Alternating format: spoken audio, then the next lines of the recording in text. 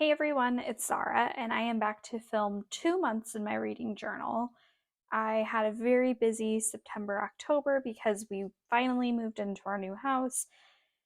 It's been a long time of process and packing and planning and everything. So, very happy to be settled now and getting back into the routine of things. I've read a lot of books, and so let's just dive right in. So, first of all, we have just kind of the overview. As you can see, kind of when I was reading things, we moved on September or October 16th, and so you can see like I didn't read a ton necessarily right around there, or things that I was reading took me a little bit longer to finish just because it was busy around there. Although I did have a couple of books that I started just because I needed something to listen to while I was unpacking, or I just needed a break here and there, and so a book was easy to grab for that. So moving into September, I have the same idea just in my overview, and the washi, the silver one, I don't know where it's from, but the bows are from Simply Gilded. The boxes are from Mojo Jojo Plans, and just kind of kept it simple. Then for September, I had, oh, here also, we had my overview. So I read 9 books in September. I also read 9 books in October, so 18 books that we'll go over today. And my favorite for September was Red, White, and Royal Blue. But I read some other good ones in September as well. And then I read a good chunk of the days in September. Like I said, we were in the process of moving, so it was busy. I didn't accomplish all of my goals, but still, just moving right along. I did get a bingo in September, but then I think I forgot to post it in the group. So this is from the Shelfie Chronicles. And then moving into October, I also read 9 books.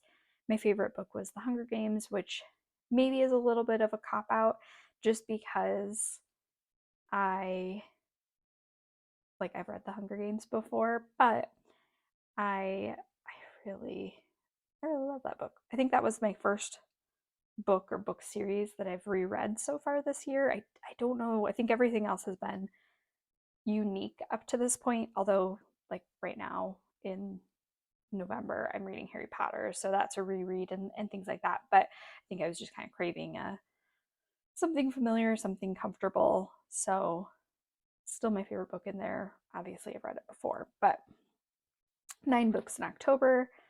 And then I think these washi tapes are just from Michaels. Again, the boxes are from Mojo Jojo Plans, and then the started and finished are from Peanut Butter Taco, I believe. And I had 1 book that I started and finished in the same day. It was a short story, so it was very easy to get through in one sitting. But everything else is as such. And then for October, this is, I think, the first month that I haven't gotten a bingo for the Shelfie Chronicles, which is funny because this is like totally my repertoire of like thrillers and crime and mysteries. But I didn't have those books checked out. A lot of times I check books out on Libby from my library, and so that just wasn't what I was reading, and so surprisingly I didn't get a bingo there. I did read a lot of the days,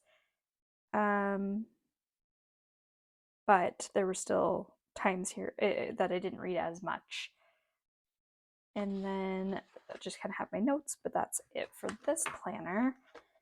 And then moving into the rest of it, I have my Goodreads tracker where I finally got this page put onto a new piece of paper. So I did have to move on to a third tracker, and yeah, just keep kind of moving along. I'm past my reading goal for the month or for the year.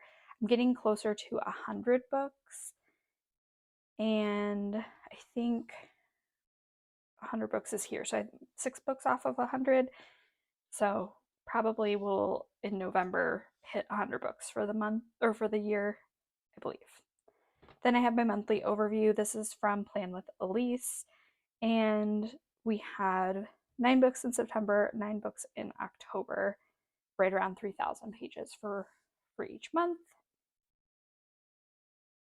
And then moving on to the individual books, I'm going to try to be as succinct as possible, but sometimes I get a little wordy just because I did read, like I said, 18 books in the last 2 months, and we're going over all of them. So, the first book I have here is Kindred. That one was an excellent novel. That was a historical fiction. So, you have Dana, and it's the 1970s, which is also when this book was written. And I'd never heard of it, but I had a prompt that was for some of my challenges to read a book specifically by Octavia Butler. And it was excellent. So Dana is from the 1970s. She and her husband live in California. She's a Black woman, and she is married to Kevin, who is white. And she gets like almost like a migraine headache. She gets really dizzy. Her head starts hurting, and she closes her eyes, and she is back in the 1800s in the South, antebellum South. And it happens to her multiple times where she all of a sudden is pulled back, time travels, so to speak, back to the 1800s. And every time she does, she encounters this kid named Rufus. And she seems to be drawn to him when he's in trouble or in a a life-threatening situation. So like the first time that she sees him, he is drowning, and then like another time he like fell out of a tree or something like that. And so she more or less is drawn to him to save his life, or that's what she kind of puts together, is they're somehow linked, that when he's in danger, she is like pulled back from the future. um but she keeps getting pulled back for longer and longer. The first time it's a couple of minutes, the next time it's a couple of hours, and you just keep getting longer and longer. And it's just a really interesting take on kind of like a historical fiction, sci-fi. I guess you could say it's a little bit, well, I don't know if it's sci-fi necessarily, but you have the time travel element and things like that. Um, but yeah, I really enjoyed that one. I thought it was really good and just really interesting. It made me think about things differently and just think about things in general. So highly recommend if you've never read it. And I think this is her most popular novel as well. She does have a lot of other novels. Um, but yes, that was Kindred. Then I had Carnegie's Maid.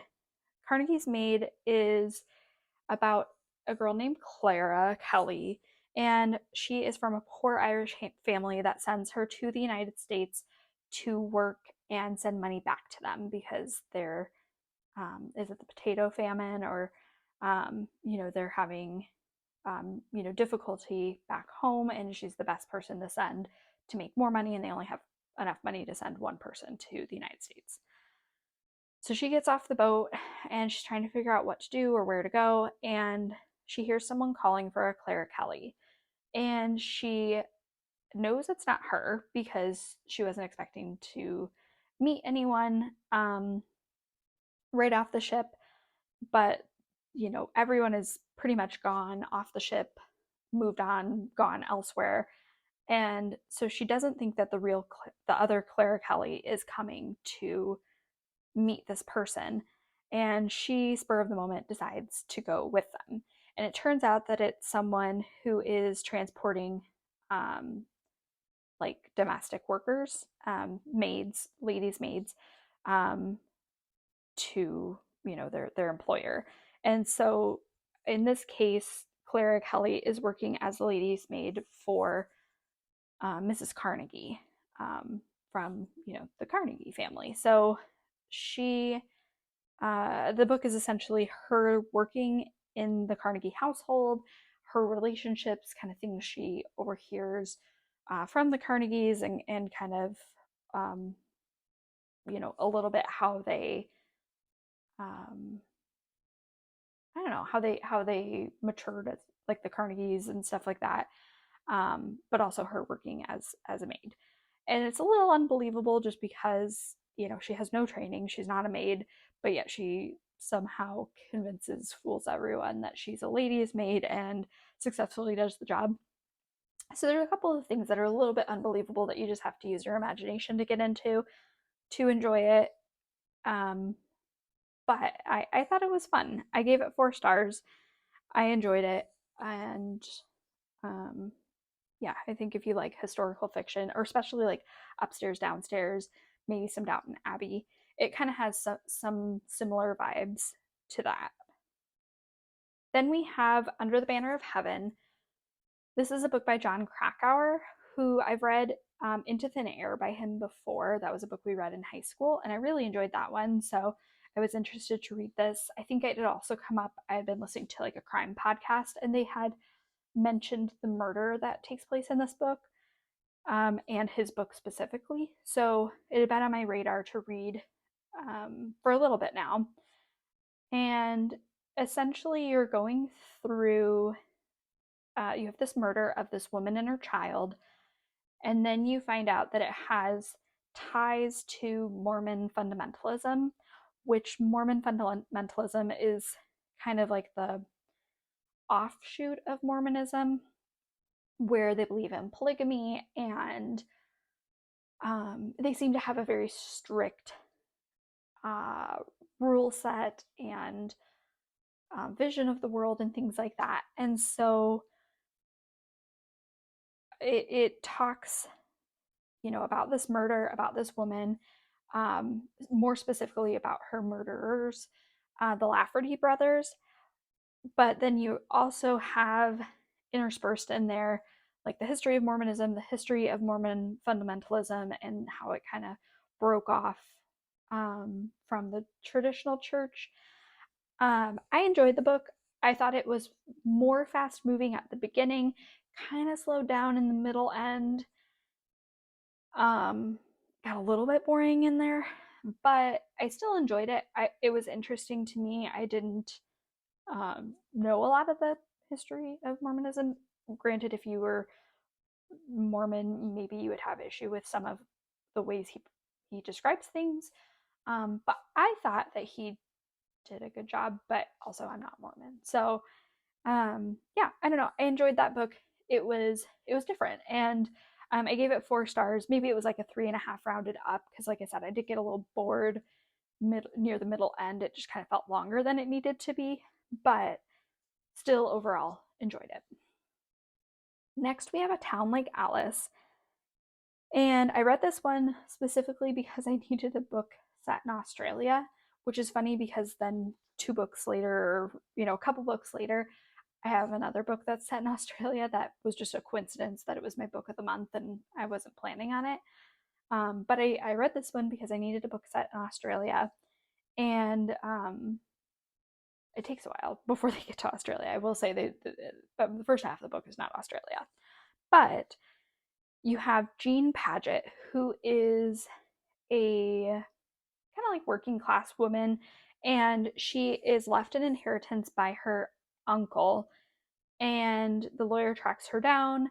It's after World War II, and she has gotten this inheritance, but the uncle didn't believe in giving women. The uncle didn't believe in giving women that much power over their money. Like he didn't think that they were trustworthy enough, and so he doesn't give her access to like the full amount of her money until she's 35.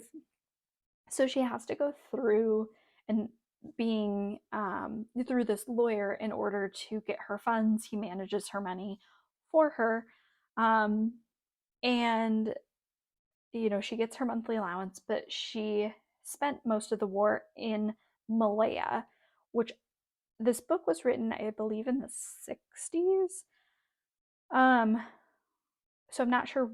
I'm assuming Malaya is modern day Malaysia, or some has changed names since then. But in the book, it is referred to as Malaya. I think that was what it was at the time. And she is in Malaya working, I can't remember where she's working, like for a plantation or something like that, as a typist or office worker. And they end up, the Japanese invade Malaya, which I believe is a British colony at this point, and she's British. And they take these English women and children as prisoners until the war is over. And they tell them that they are marching to a women and children's camp, and they, head off on their journey. But they get there, it's, there's not a women and children's camp there, and then they have to march somewhere else, and they end up going on this wild goose chase where they're marching all over the country, and a lot of the women and children die. And so she has a really hard time during the war, because essentially no one really wants to take care of these women and children, and so they just keep kind of like trying to pass them off to someone else, and they just keep getting like ping ponged around. But during the war, obviously she survives the war. She meets some really impactful people, and after the war, she wants to spend some of her money to do good, or to kind of repay some of these people for the kindnesses they showed her during the war. And so I don't want to say too much more, because the novel is, it goes through a lot of different events and everything. But eventually she ends up in Australia, and yeah, it almost feels like it should be like two novels, because there's just a lot that happens in it.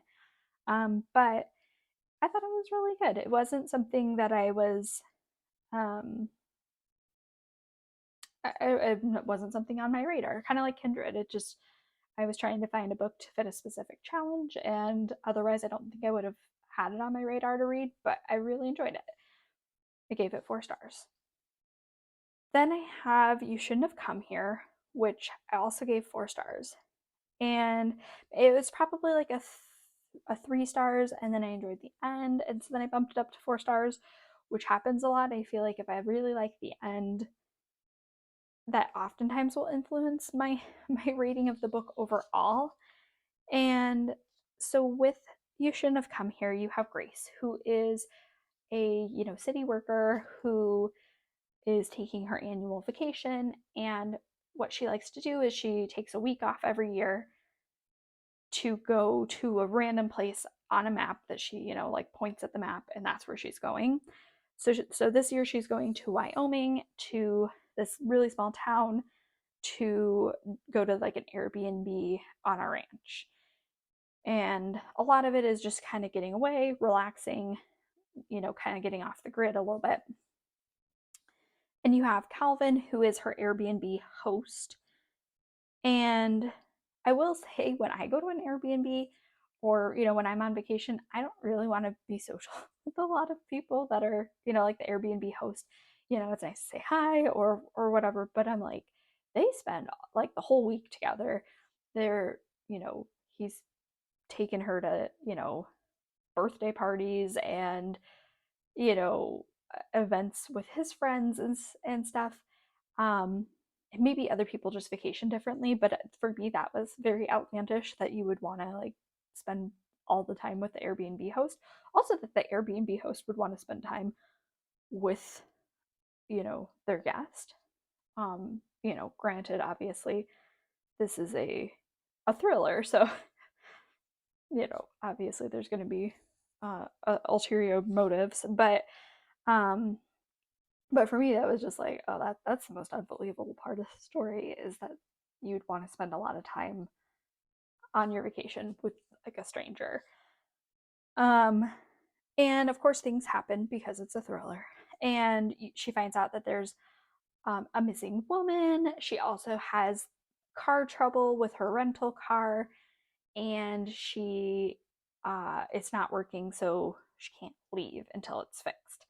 So I won't go into it too much. I will say that a lot of the action, or like the big reveal, happens at literally the very end. The last 20 pages or something like that. So, um, you know, some people don't like that, but like I said, it made the ending like read really fast, and so may have affected my star rating. But a 3 or 4 star, I think is pretty good for this one. Next, we have Beach Read. This one I got, it's out of season for the time period, but um, it just happened to be one of those lucky day reads on Libby where you can get it just for 7 days and you can't renew it, and you got it and you got to read it. So I got it and I read it. And I thought this one was fun. You have Augustus in January, and January is struggling after her dad's death. She found out some things about her dad, and she's up at this lake house, and she is trying to pack up this lake house to sell, and then also she needs to write a book because she is an author and she has a deadline coming up, but she just has had writer's block, cannot quite think about writing this book, and is just struggling. Her neighbor is, of course, another author, and his name is Augustus, and they knew each other in college and were kind of somewhat, I don't know if enemies is the right word, but they were, um, not the best of friends. And so they end up deciding to swap genres. They challenge each other to swap genres because she doesn't think that he could write a romance novel. And then he writes, I don't know, like sci fi, fantasy, big world, kind of big books. And so they challenge each other to swap genres to help with the writer's block, and also to kind of test the other person, because like I said, they start off as not friends. um, but it's really fun. Obviously it's a romance, so um, take things are going to progress. But I thought it was good. I gave it 5 stars. Then we have Immortal Longings. This one is a knockoff Hunger Games. Essentially, you have two cities that, like the two kingdoms, are right next to each other, and they're ruled by brothers. And the kingdom, or the city itself, is extremely poor. They just talk about like a lot of the poverty, a lot of people like living on top of each other, narrow alleyways because you're just trying to cram as many people and houses and apartments into every last inch or whatever. And they have this competition every year where 88 people compete. They're all volunteers. And because the poverty is so bad, like people are so desperate to enter into this competition, which is a competition to the last man standing, to death. Um, and whoever wins gets lots of riches, gets to meet the king, etc. And so they're so desperate to get out of poverty and to get into a better situation that they're willing to risk their lives for it. So, yeah. So, like I said, essentially the Hunger Games, but it all takes place in the city, which I just think is just bonkers that you're just like, grocery shopping and someone's, killing a contestant next to you or something like that. That it's all just in the city, in the streets, is very interesting. But you have Kala, who she's the ex princess.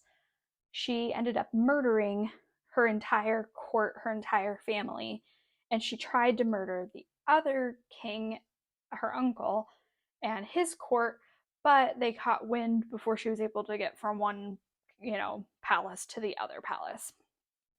And so she decides that she wants to enter this competition and win it, because then she'll be granted a meeting with the king, and that's her opportunity to kill her uncle and finish the job, because she just wants to dissolve the government, I guess, or the the kingdom, and so yeah, it was not my favorite. Obviously, I gave it 2 stars. Um, I don't necessarily think that the premise of it was that bad, but it was hard for me to want to read. It took me a while. I had to kind of force myself to finish reading it. Um, I just didn't I just didn't love it. And then too, when I got done reading it, all I wanted to do was read The Hunger Games, which is why I read The Hunger Games like a couple weeks later, or days later even. I was desperate to read something that did that concept well. Um, so, anyways, that's all I'll say about Immortal Longings. There are supposed to be like more books in the series, I believe, but I'm gonna leave it at that one. Then we have The Last Housewife. This one I gave 3 stars to. It's a thriller. Um, you have Shay, and she is listening to a crime podcast that's produced, or the narrator for is one of her old friends from school, from or this one is elementary school, high school, etc. And she's listening to this podcast, and they're talking about a woman who died, and who the police think killed herself, but the podcast narrator doesn't think that it was suicide. He thinks that it was murder. And so she recognizes the name of the person who died as one of her best friends from college. And so she goes across the country, drops everything to go investigate her friend's murder, suicide, death. And essentially, um, she goes because she knows that her friend, that they were both, when they were in college, in a cult, and so maybe it has links to this cult. And I'll probably leave it there just because I don't want to go too far into it, but I will say this has every trigger warning.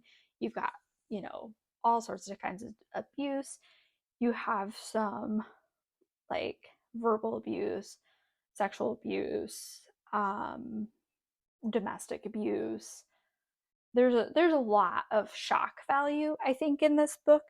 And there were times that I just couldn't stop reading because it was just so wild and just so crazy. And I think part of the reason I gave it 3 stars is because, when I finished the book and I'm reflecting on it, I'm like, it's just too outlandish. It's too wild. Like, I just can't see that happening to the extent that it does. Like, I do think that cults can definitely like suck people in and things like that, but I don't know. I think that it was a little bit too unbelievable for this like sex cult uh scenario or whatever. Um yeah, it was wild. So 3 stars. And like I said, trigger warnings, if you have any triggers, they're probably in this book. Then we have Red, White, and Royal Blue. This was my top book for September. It was also my last book for September. And this one is a romance. You have Alex, who is the son of the president, and you have Henry, who is the brother to the king. And Henry is a prince of Wales. And they don't really like each other necessarily. Alex thinks of Henry as basically his worst enemy, or his enemy. Whenever that they're at events, he just finds him really condescending and things like that, and they've just never been warm to one another. Well, they're at an event and things happen, and there's a bad PR scenario, and to fix it for both parties, they say that Alex and Henry need to make up, to pretend that they are best friends, so that the media will quiet down, and they'll realize that everything is fine, that they're friends, that they don't hate each other, etc.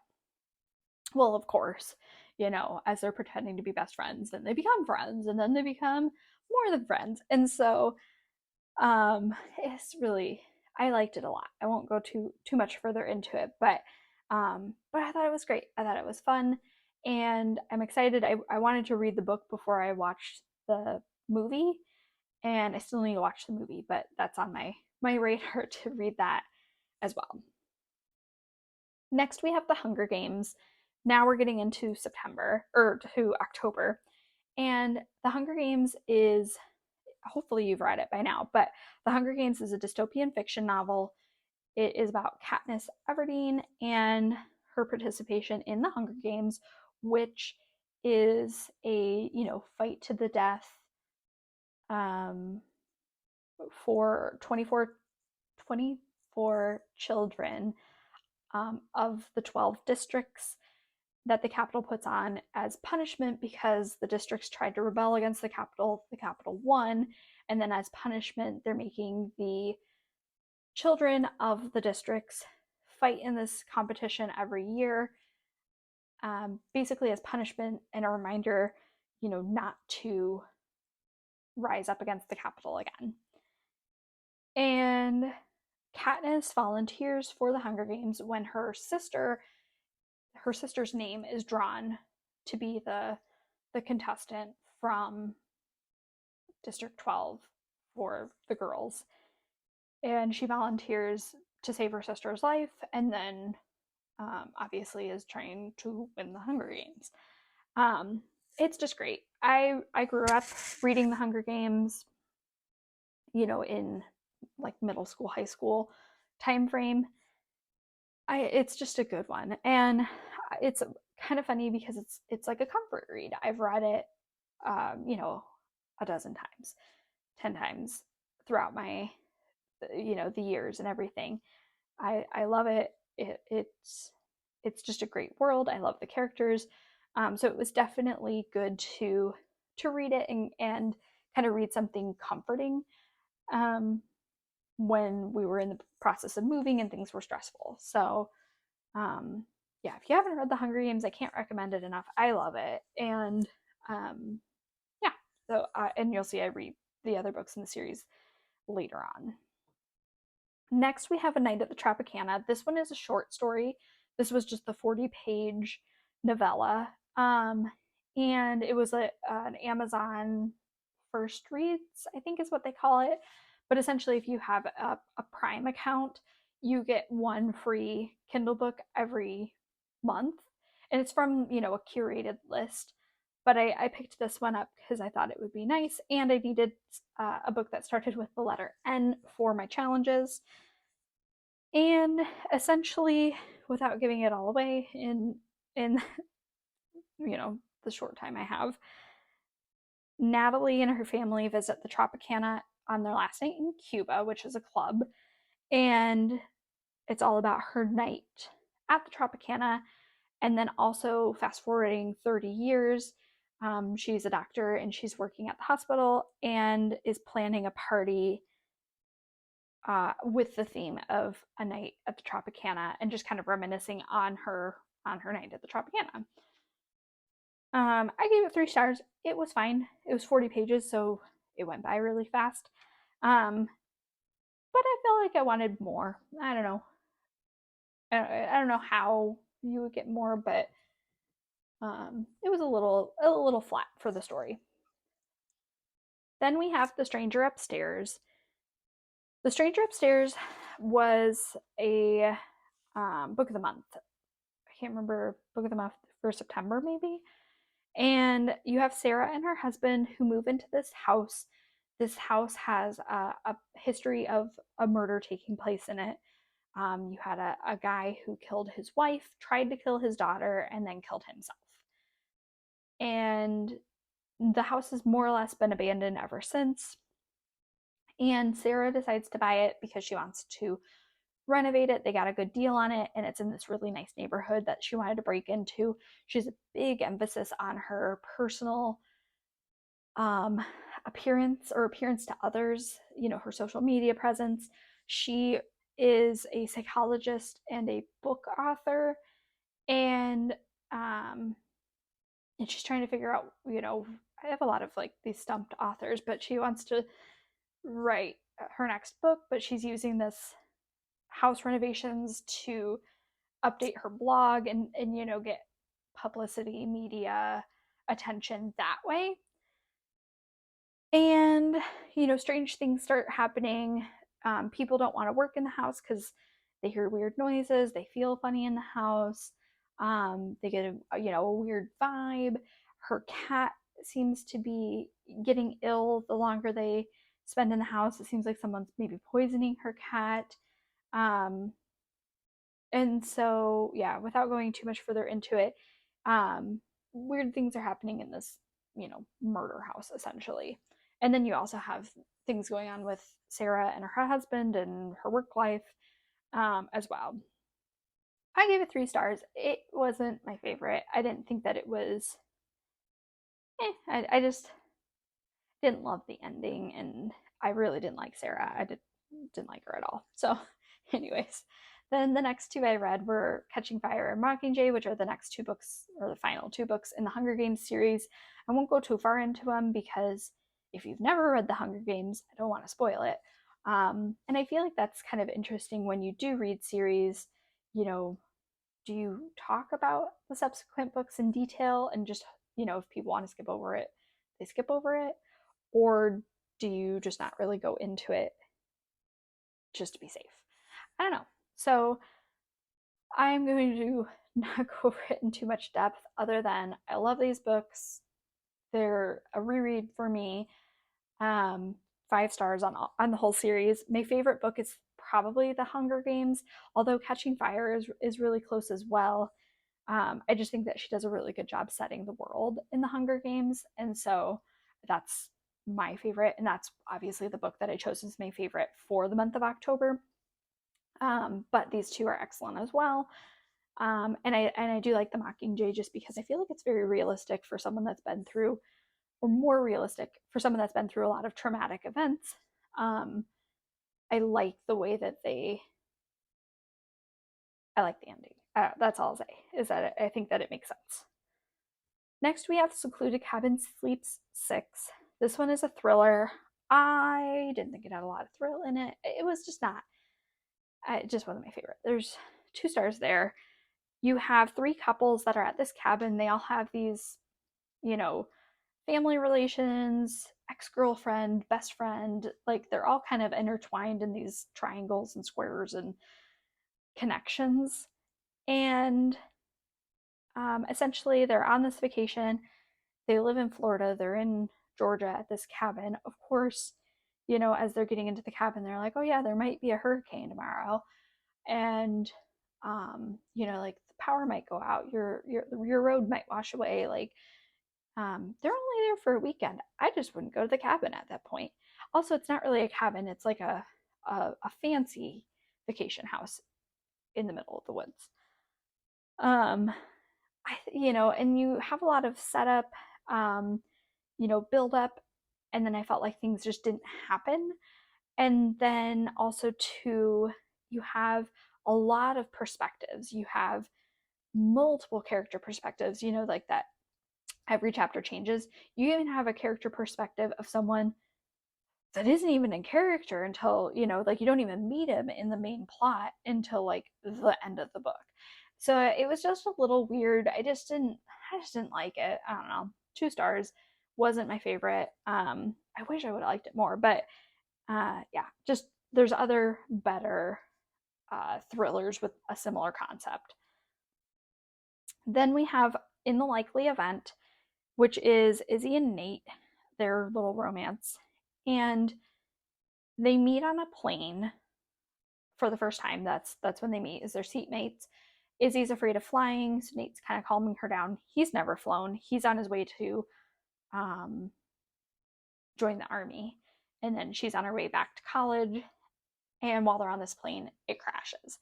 And so then you have, how their lives kind of keep coming back together, even though they're on these different paths, and how they keep reconnecting over the years. And now you're 10 years later, you're in Afghanistan, and they, again, their paths are crossing again. And Nate is obviously like a special forces, and then Izzy is a politician aide. And so that's why they're both in Afghanistan at the same time. But your story is told one chapter in the past and then one chapter in the present. So then you're trying to figure out exactly what happened to them over the years and why they're at where they're at now. I gave it 4 stars. It was a little boring in the beginning, I will say that. But again, I liked the ending, and so that probably bumped my 3 stars up to a 4 stars. If it wouldn't have ended on a good note, or if I didn't like the ending, it probably would have been a 3-star review for me. But like I said, I liked the ending, so yeah, I'm gonna go with 4, 3.5, 4. Next, we had A Magic Steeped in Poison. And this I'm reading as my duology for one of the, or I have multiple challenges that needed a duology. I don't think I've ever read a duology before. So essentially, you have Ning, and she lives in this empire where tea making magic is a thing. So you can brew tea in a certain way, you can combine a series of ingredients in a certain way, and if you have that kind of like tea making magic, then your tea can do magical things. Like, not everyone can do it. You can't just mix the same things together and it'll work, I guess. And there's poison tea that's kind of spreading throughout the kingdom. So her mother has died of this poison tea, and her sister is dying. She's very sick from this poison as well. So she enters in this tea competition, which essentially seems like Top Chef for tea making. You have different challenges, and then the winner gets a favor from the princess and has the opportunity to be the tea maker for the kingdom, or for like the palace. And so the problem I had with this book, I gave it 3 stars. I think I would have liked it better as a physical book. I started it as an audiobook because we were in the process of moving and I hadn't found my books yet. I do own the book. And I just, like, the first time I turned it on, I had to restart the audiobook because I didn't process any of the first 15 minutes. So then I had to restart it. Then I just felt like if I wasn't paying 100% attention, I just couldn't follow the book. And like I said, I don't know if it was the writing or if it was just that it was an audiobook or that I just had other things going on and I just wasn't processing it.